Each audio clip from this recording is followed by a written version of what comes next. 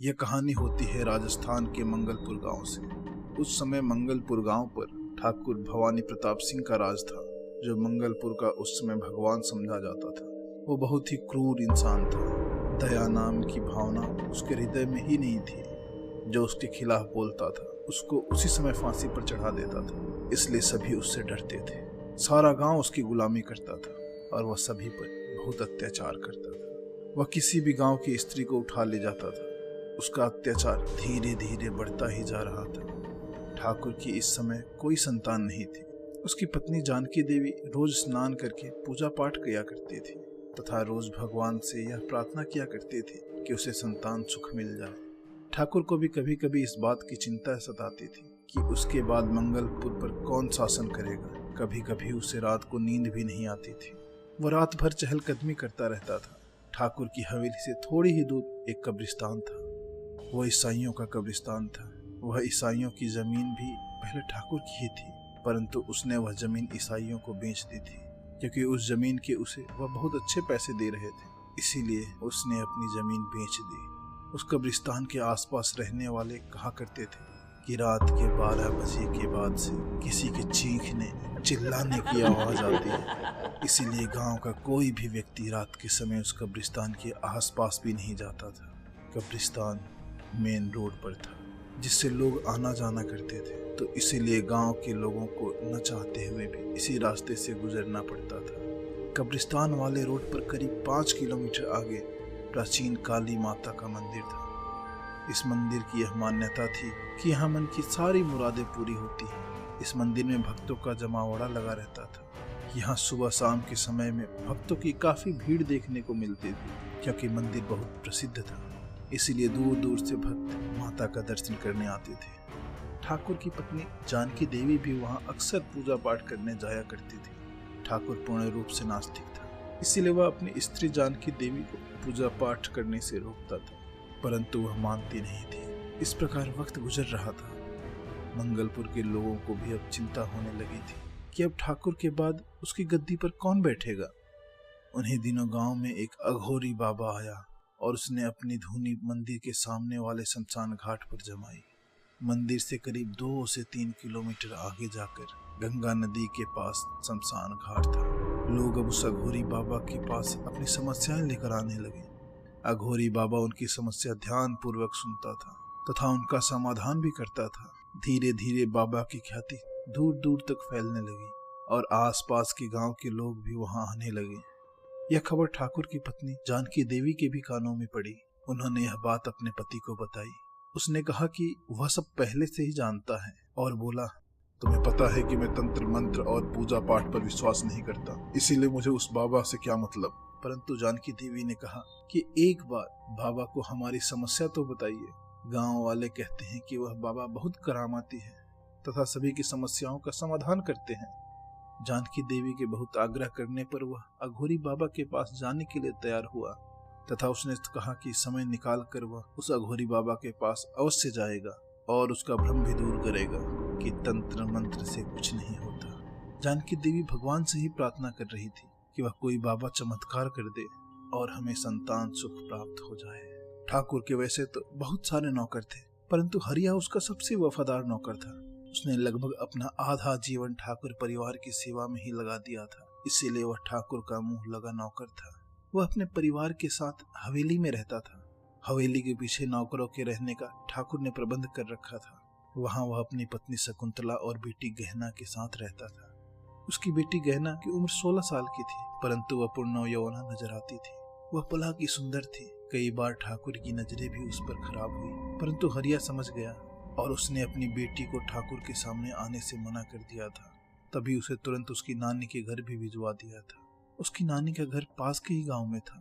खैर, इधर ठाकुर ने हरिया को बुलाया और कहा कि उस अघोरी बाबा को हवेली ले आए, उससे कुछ जरूरी बात करनी है। हरिया ने तुरंत ठाकुर के आदेश का पालन किया और शमशान की ओर चल दिया। शमशान में उस समय गांव के और 12 लोग अघोरी बाबा को घेर कर बैठे हुए थे तथा अपनी समस्याएं बता रहे थे। इतने में हरिया वहां आया तथा बाबा को बोला, बाबा, आपको ठाकुर साहब ने बुलाया है, तुरंत चलिए। बाबा ने हरिया की बातों को अनसुना कर दिया। हरिया फिर दोबारा बोला। फिर बाबा ने हरिया को जाने का इशारा कर दिया। परंतु हरिया बाबा को लिए बिना कैसे जा सकता था।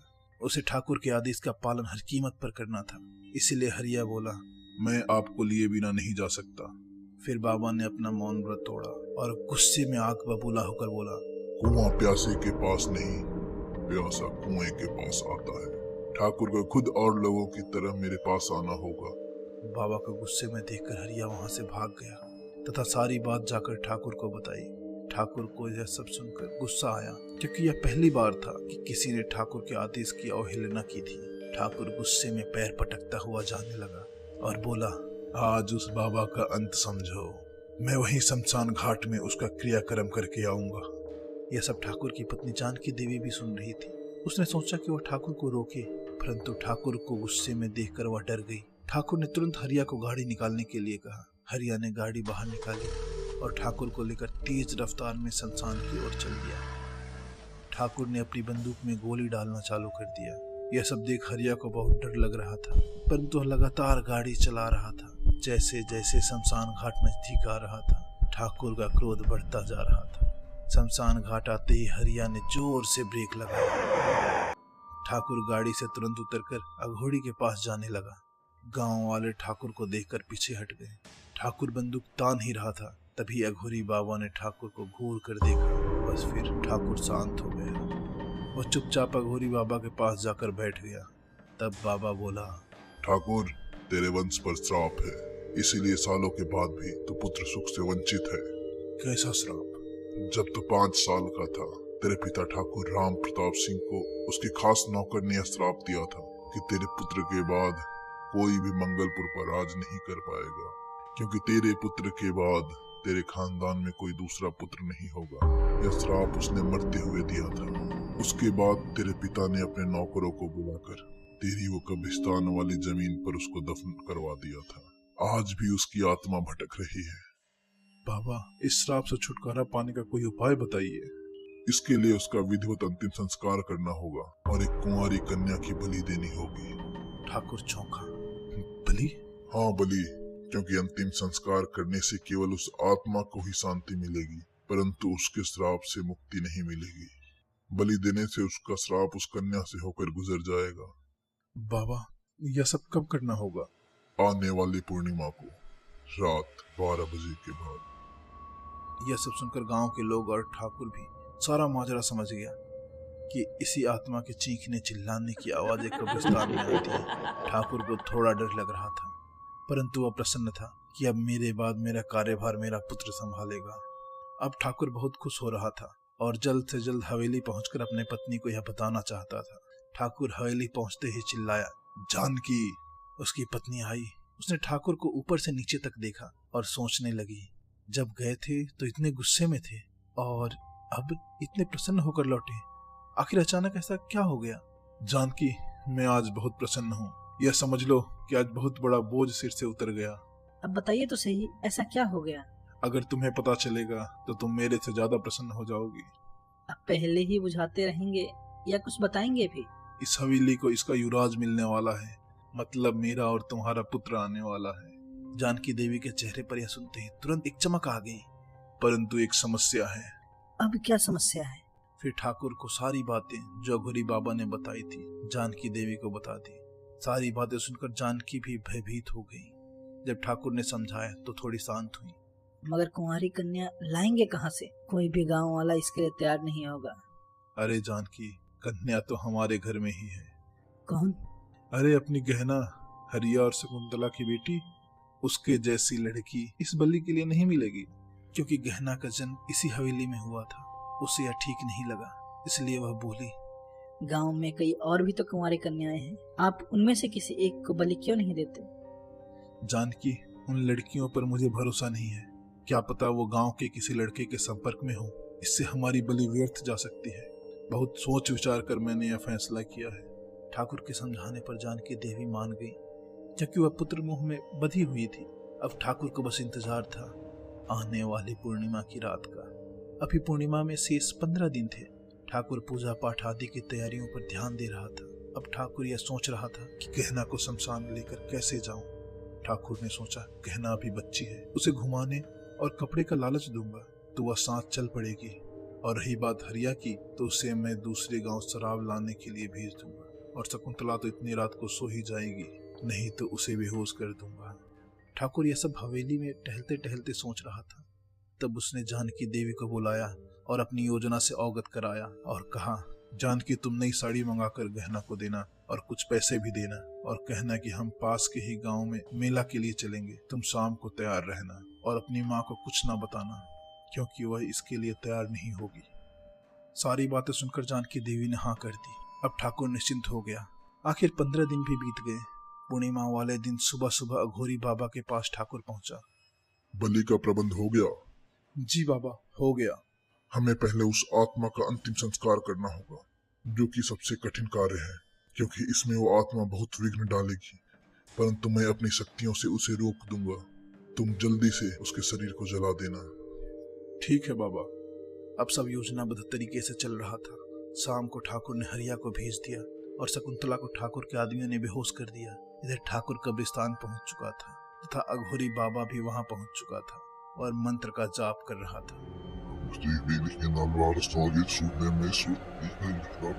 ठाकुर के आदमियों ने गड्ढा खोदकर कंकाल बाहर निकाल दिया था। ठाकुर कंकाल की तरफ जैसे ही बढ़ा, तब वहां हवा का झोंका आया और तूफान चलने लगी। ठाकुर, वो आत्मा यहाँ पहुँच गई है। मैं इसको रोकता हूँ, तो जल्दी से कंकाल को चिता पर रख और आग लगा दे। ठाकुर ने जैसे ही कंकाल को छुआ, वैसे ही एक आकृति उत्पन्न हुई और बोली, ठाकुर, तू मेरा कुछ नहीं बिगाड़ सकता और इस अघोरी को तो मैं मसल कर रख दूंगा। तेरे बाप ने मेरे साथ बहुत बुरा किया था। मेरा नाम गंगा था और मैं तेरे बाप का वफादार नौकर था।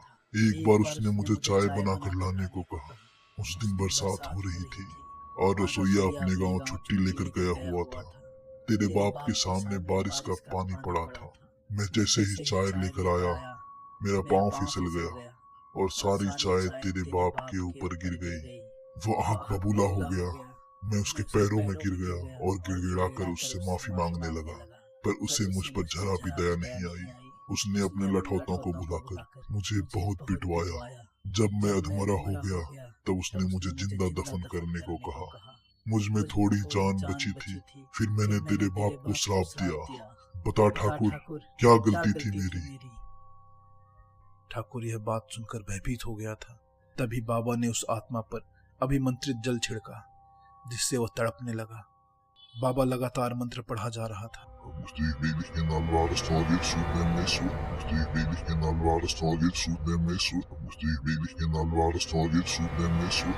बाबा की मंत्रों की शक्ति के आगे वो बेहोश सा हो गया था। इधर ठाकुर उसके कंकाल को उठाने का प्रयास कर रहा था। उसका कंकाल बहुत भारी हो गया था।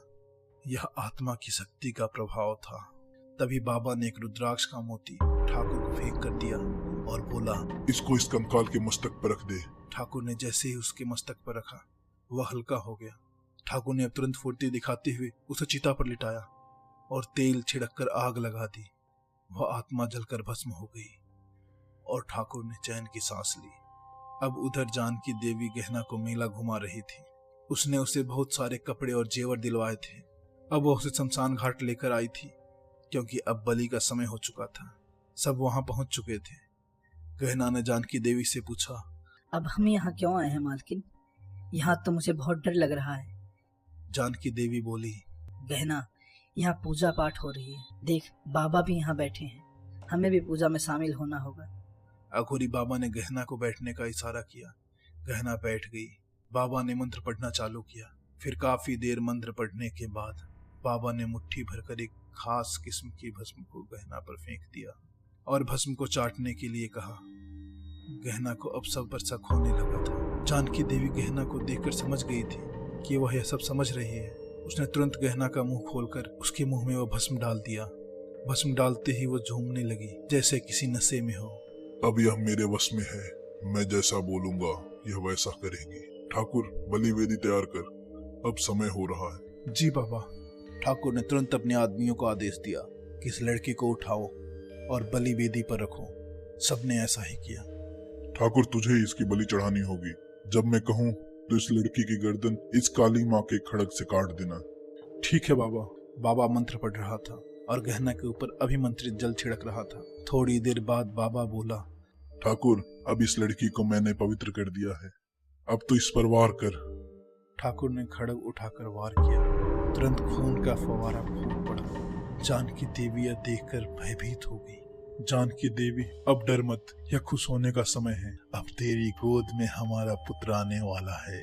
अब कल हवेली में जश्न होगा, जल्दी हवेली पहुंच और जश्न की तैयारी कर। ठाकुर की बात सुनकर जानकी देवी प्रसन्न हो गई तथा हवेली के लिए निकल गई।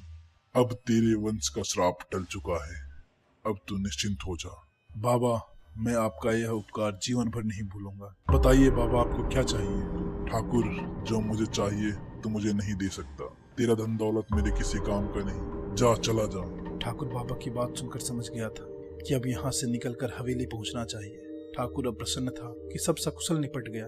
ठाकुर अब हवेली पहुंचा और उसने सभी आदमियों को आदेश दिया कि कल जश्न होगा, सब तैयारियां करना शुरू करो, कल हवेली चमकनी चाहिए। आदेश देकर ठाकुर सोने चला गया। अगले दिन ठाकुर सुबह जल्दी सोकर उठा। देखा तो जानकी देवी नहा धोकर चाय लेकर आ रही थी तथा बहुत खुश दिख रही थी। जानकी देवी, सभी तैयारियां हो रही हैं ना? जी हाँ। ठाकुर चाय पीकर अपने कमरे से बाहर निकला तो देखा सभी नौकर काम कर रहे थे। ठाकुर उनको काम समझाने लगा था। इतने में अचानक हरिया और उसकी पत्नी शकुंतला दौड़ कर आए। मालिक, हमारी बेटी कल रात से गायब है। मालिक, कल रात किसी ने मेरे ऊपर हमला किया था, जिसके कारण मैं बेहोश हो गई। मुझे तो लगता है कि वो ही लोग हमारी बेटी को उठा कर ले गए हैं। कोई बात नहीं, मैं पता लगाऊंगा, तुम लोग जाओ और अपना अपना काम करो। ठाकुर यह सब सुनकर हंस रहा था, क्योंकि यह सब उसी ने ही तो किया था। अब धीरे धीरे शाम हो रही थी। ठाकुर की हवेली में मेहमान भी पहुंचने लगे थे। आज गांव में ठाकुर की हवेली चांद की तरह चमक रही थी। गांव वाले भी खुश नजर आ रहे थे। ठाकुर ने कुछ नाचने वाली औरतों को बुला रखा था, जो नाच कर लोगों का मनोरंजन कर रही थी। जश्न पूरे जोरों शोरों पर था। ठाकुर के खास मित्र और मिलने जुलने वाले ठाकुर और जानकी देवी को बधाइयां दे रहे थे। कुछ जानकी देवी की खास सहेलियां भी मौजूद थीं। उनमें से एक लक्ष्मी ने पूछा, जानकी, अचानक यह सब कैसे हो गया? बस एक सिद्ध पुरुष मिले थे, उनके ही आशीर्वाद का परिणाम है जो हमें पुत्र सुख प्राप्त हुआ। उन्होंने एक पूजा करने को कहा था, जो मैंने और इन्होंने पूरी श्रद्धा के साथ किया था, और परिणाम आपके सामने है। इधर ठाकुर ने अपने मित्रों के साथ शराब पीना चालू किया। अब जश्न में शराब का दौर चल रहा था। यह जश्न रात के 2 बजे समाप्त हुआ। जब सब सोने चले गए, ठाकुर को अब नींद नहीं आ रही थी और वह कुछ ज्यादा ही नशे में था। जानकी देवी उसे पकड़कर उसके कमरे तक ले गई। जब वह जाने लगी तो ठाकुर ने उसका हाथ पकड़ लिया तथा अपने पास सोने को कहा। जानकी देवी ठाकुर के साथ ही सो गई। सुबह जानकी देवी जल्दी उठकर नहा धोकर पूजा पाठ में लग गई। फिर चाय बनाकर ठाकुर के लिए ले आई। ठाकुर अब भी सो रहा था और सुबह के 10 बज चुके थे। फिर जानकी देवी ने ठाकुर को उठाया और चाय दी। ठाकुर चाय पीने लगा। उसके बाद वो नहाने चला गया।